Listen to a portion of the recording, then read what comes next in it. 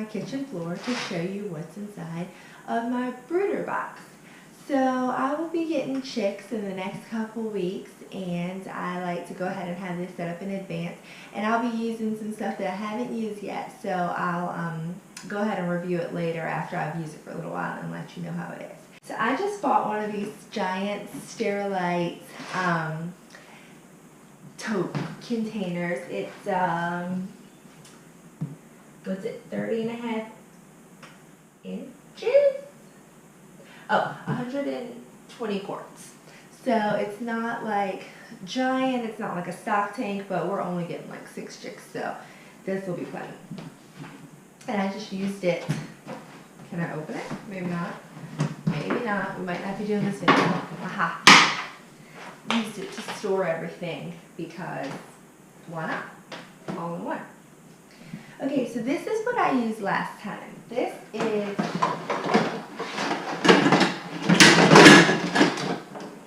I called it my mother hen, but it's like a warming tray. It's by Titan Incubators. It's not one of the really nice ones. It was pretty cheap, but it worked really well, especially for my first time having chicks. I never had any problems with them not being warm enough.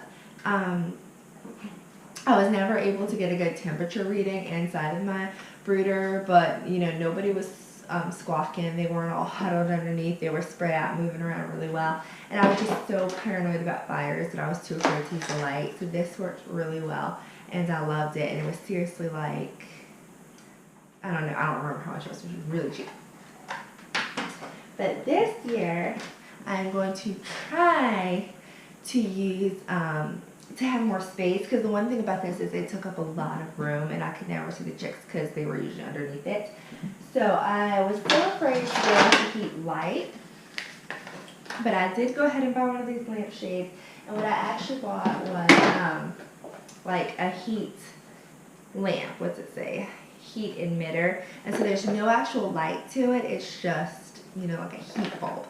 So I'm gonna try this. I think if I get too scared or too paranoid, I'll probably go back to my mother hen over here, but I thought this would be really good. And what I'm gonna do for this is I got one of these, my cookies are ready.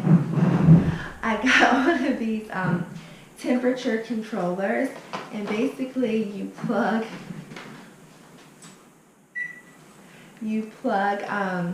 one end into your heat lamp.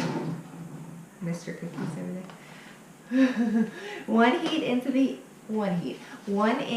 heat lamp, and the other end's a thermometer. You set it to the temperature that you want, so like 95 degrees the first week and down 5 every week after that, until they're fully feathered, and it'll turn off when you've achieved that temperature, so you don't have to worry about overheating, and you know that it'll always be working.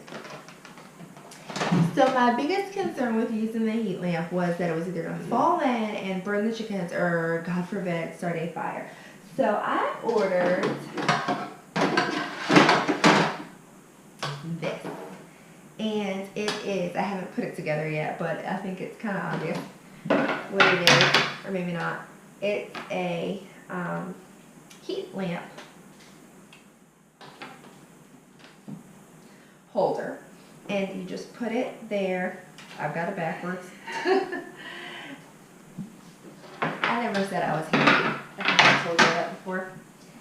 You got to screw it together, but, and then you set the brooder bucket on top of it so that it's held down, or you can just put it in front of it. And this way it's dangling above, and hopefully it won't fall in. I'm pretty sure I'm going to put some wire across the top, so even if it does fall, it won't fall in, it'll just fall on top. Other things that I have are my chicken waters, which I used with my first batch of chicks. And my chicken feeder, nothing fancy, just the cheapy plastic ones. And this is the chain that came with this to go on there. Well, God, that wasn't very sturdy. I hope that doesn't happen when the lamp's on there. No, I don't have it screwed together. And then also an egg handler, because hopefully at some point we are going to do some incubation. So while I was buying chicken stuff, I just figured I'd go ahead and grab one of these. This is the inside of the bucket. So as you can see, compared to my hand, it's not huge, but it'll definitely serve the purpose for a couple chicks. But if you can tell with this, with the mother hen in there, if I end up using that, and then the food and the water, there's just not a ton of playroom in there for the chicks, and it will make them really hard to see. So I'm hoping that I can get over my nerves and find a really safe way to do it, so that I can use the heated lamp and you know, get to see the fun of seeing the chickens run around the way you get to see them at Tractor Supply and, you know, other in southern states and places like that. So these are the items that I plan on using. This is going to be my setup, and I am really hoping that I'm able to use everything safely, that we don't have any losses when we do the chicks. Last time, I think out of 23 chicks, we lost 3. So that wasn't terrible, but I'm hoping not to lose any.